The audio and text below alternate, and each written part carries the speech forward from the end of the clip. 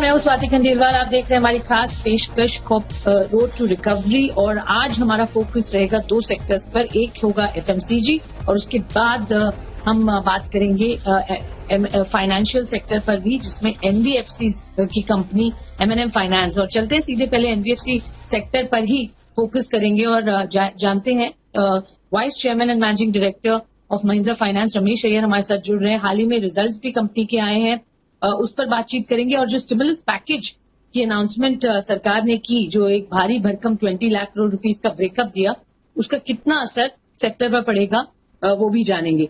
Mister Iyer, बहुत बहुत शुक्रिया हमारे साथ समय देने के लिए। सबसे पहले मैं आपके रिजल्ट्स पर ही फोकस करना चाहती हूँ। जो प्रॉफिट हमने देखा डिक्लाइन होते हुए 60%, क्या इतनी उम्मीद आप कर रहे थे कि इतना क्वार्टर में खराब जाएगा, या उम्मीद से ज्यादा ये खराब हुआ है? दूसरा, जो स्टॉक की परफॉर्मेंस भी रही है इन रिजल्ट्स के चलते, काफी जबरदस्त फिसला है आपका स्टॉक, उस पर आपका क्या व्यू है?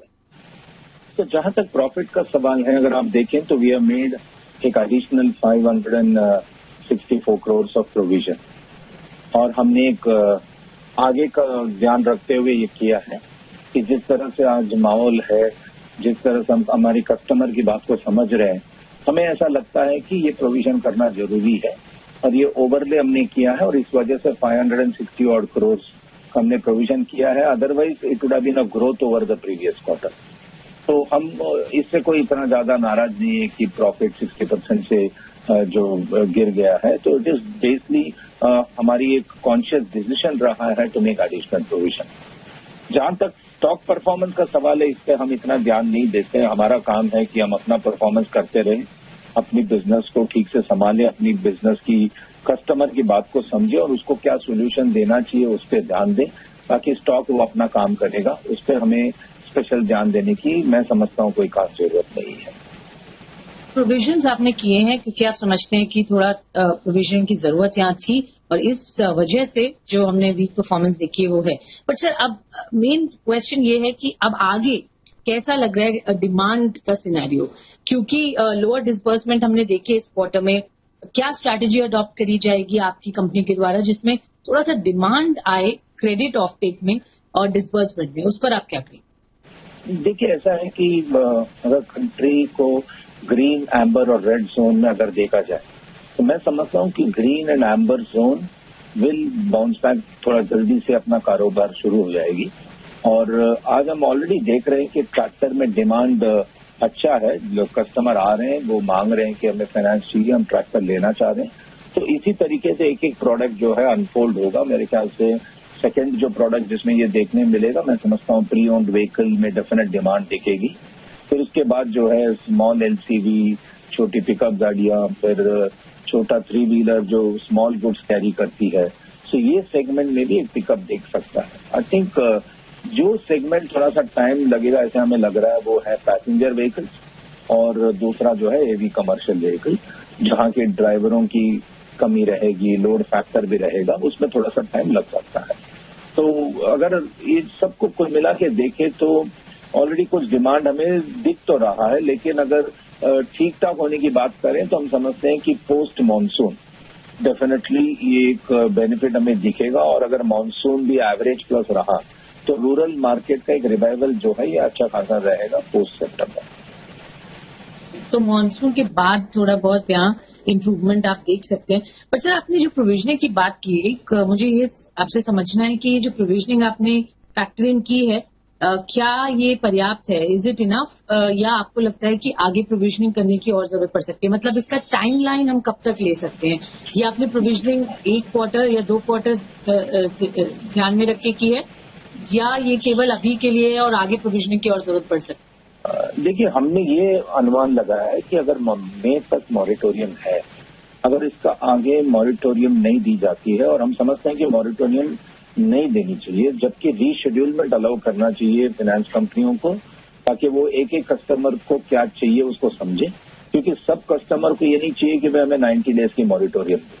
कुछ कस्टमर चाहते हैं कि हमारी इंस्टॉलमेंट कम करो, कुछ कस्टमर चाहते हैं 1 महीना के लिए हमें टाइम दे दो, कुछ कस्टमर चाहते हैं कि हमको एक लंबा पीरियड बढ़ा करके दे दो। तो वो मॉरिटोरियम से तो हैंडल नहीं होगा।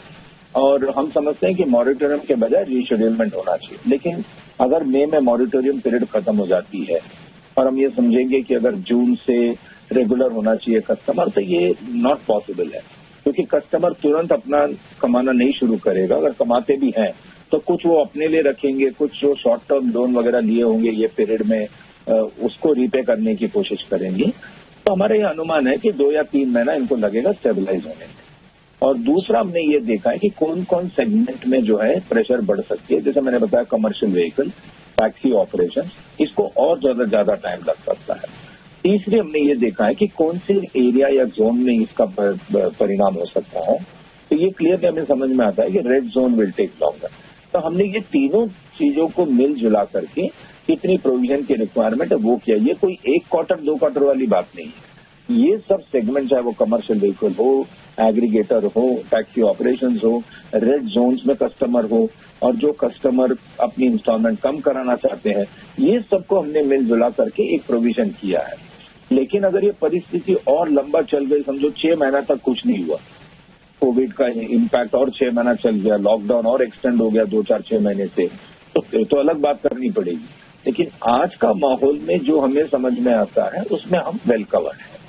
ओके, तो आज के माहौल में वेल कवर्ड है। अभी हम ये मान सकते हैं कि अगले 6 महीने अगर सिचुएशन यहाँ से इम्प्रूव स्लोली होती है तो ये प्रोविजनिंग काफी होगी, नहीं करनी पड़ेगी। बट अगर ऐसा नहीं हुआ तो शायद कुछ बदलाव यहाँ आएंगे। सर, आपने बोला मॉनसून के बारे में, और उम्मीद की जा रही है कि मॉनसून अगर ठीक रहा, ऑब्वियसली आपका बिजनेस उससे बहुत डायरेक्टली लिंक्ड है। तो मेरा सवाल यही है कि क्योंकि बहुत सारा अनाउंसमेंट्स भी फार्मर्स या सेगमेंट को किया है, एग्री रूरल इकोनॉमी को रिवाइव करने के लिए, तो उसका कितना इम्पैक्ट आप अपने बिजनेस में पॉजिटिवली देखते हैं? देखिए, अनाउंसमेंट तो डेफिनेटली पॉजिटिव है और ये एक रिफॉर्म लाने के गुंजाइश में की गई। ये देखना ये होगा कि किस तरह से ये ग्राउंड लेवल पे इम्प्लीमेंट होती है और किस किस तरीके से किस फार्मर्स को इसका बेनिफिट मिलता है। क्योंकि हमने हमेशा ही देखा है कि जब कभी भी फार्मर के कैश फ्लोस में इम्प्रूवमेंट आते हैं तो डेफिनेटली रूरल मार्केट को उसका डायरेक्ट बेनिफिट मिलता है, और रूरल मार्केट को जो डायरेक्ट बेनिफिट मिलती है उसका फायदा हमें जरूर मिलेगा, क्योंकि हम वहीं पे काफी काम हमारा करते हैं।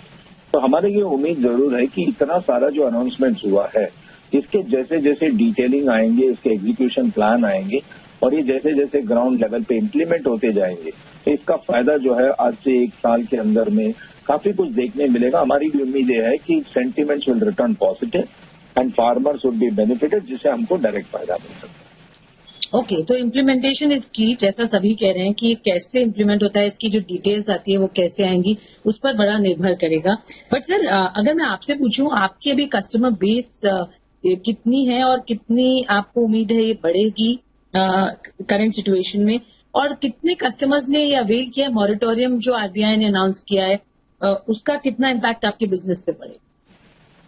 So 70-75% of the customers have taken moratorium and हमने अप्रैल में भी देखा जब भी टोटल लॉकडाउन था, इसके बावजूद 15% of the customers have paid money through ECH and through banking system।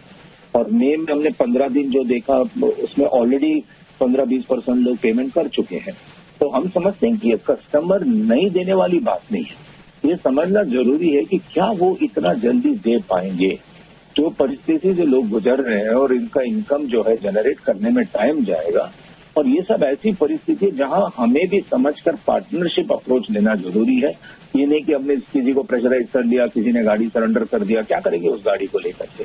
तो हम क्लियरली ये समझते हैं कि लोगों की दुख दर्द को समझो, कोई सोल्यूशन उनको प्रोवाइड करो, थोड़ा सा एक्स्ट्रा टाइम उन्हें दे दो, क्योंकि लोग इसमें 25% अपना भी तो पैसा लगाया है सारा गाड़ी में, ये नहीं कि पूरा पैसा लोन से ही गाड़ी लिया गया है।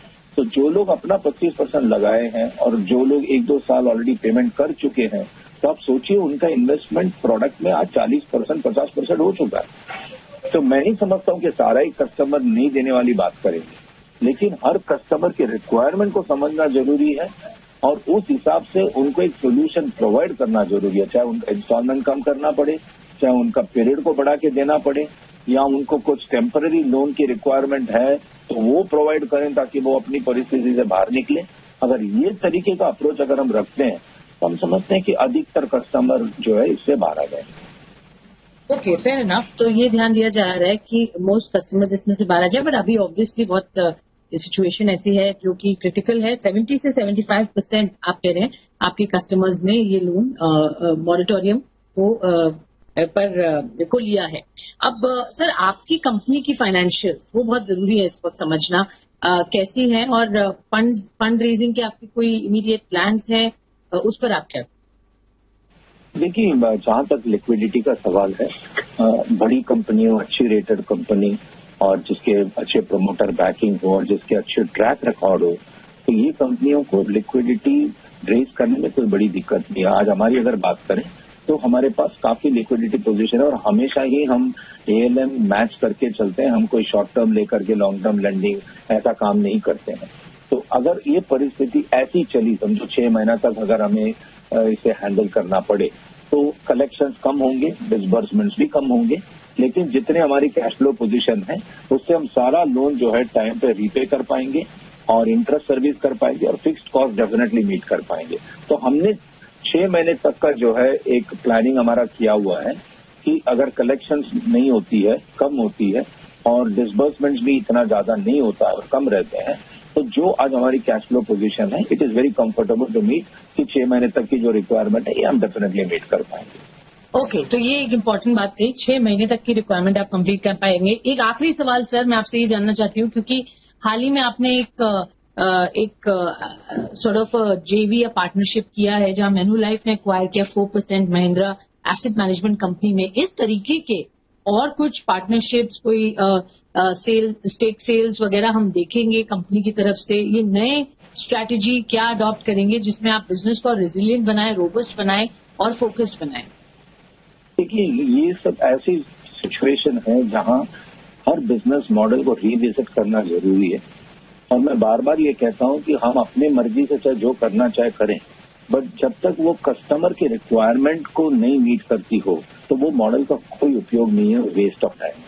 तो हम ये लगातार कोशिश कर रहे हैं। हमारी जितनी स्टाफ है अक्रॉस द कंट्री, आज चूंकि वो लोग इतने फील्ड में नहीं जा रहे हैं, वो कस्टमर के साथ रेगुलर टच में है, वो कस्टमर के रिक्वायरमेंट को समझने की चक्कर में है। ये हम कोशिश कर रहे हैं कि कितने कस्टमर जो है जिसको डिजिटली मूव किया जाए ताकि उसको दिक्कत कम हो। तो ये सब हमारी आज की प्लानिंग में चल रही है। हम ये नहीं देख रहे हैं कि अभी कोई चांस अपॉर्चुनिटी है मर्जर का या कोई पोर्टफोलियो परचेज का, ये वो सब टाइम नहीं है। आई थिंक ये टाइम है कि अपने बिजनेस मॉडल को स्ट्रांग बनाएं, अपने बिजनेस मॉडल के फंडामेंटल चेंजिंग फंडामेंटल्स को ठीक से समझें और कस्टमर के रिक्वायरमेंट को ध्यान में रखते हुए क्या न्यू प्रोसेस होना चाहिए, क्या न्यू अप्रोच होना चाहिए, उस पर ध्यान दें। और यही हम कर रहे हैं। आज एक बात आपको बता दूं कि आज हमारी 500 branches already up and working है और ये वीक में और 350 ब्रांचेस खुल जाएंगे। तो हमारी 1200-1300 ब्रांच में से 900-1000 ब्रांच जो है मई में काम करना शुरू कर देगा। अब ये ब्रांचेस जो काम करेंगी, इनका तो यही काम रहेगा, कस्टमर के साथ टच में रहो, डीलर के साथ टच में रहो, उनकी बात को समझो, उनकी रिक्वायरमेंट को HO तक बात पहुंचाओ और उस हिसाब से एक नया प्रोसेस लेके आए। ये हमारी अप्रोच रहेगी। ऑल राइट, बहुत बहुत शुक्रिया मिस्टर अय्यर हमारे साथ जुड़ने के लिए और हमें विस्तार से अपने रिजल्ट्स पर बात करने के लिए और आगे आउटलुक क्या है NBFC सेक्टर का, पर्टिकुलरली आपकी कंपनी का, उस पर बात करने के लिए। तो ये थे NBFC की एक बड़ी कंपनी महिंद्रा फाइनेंस और उनके मैनेजमेंट। एक छोटा सा ब्रेक लेंगे और ब्रेक के बाद, जैसा हमने कहा था, हम आज एक बड़ी FMCG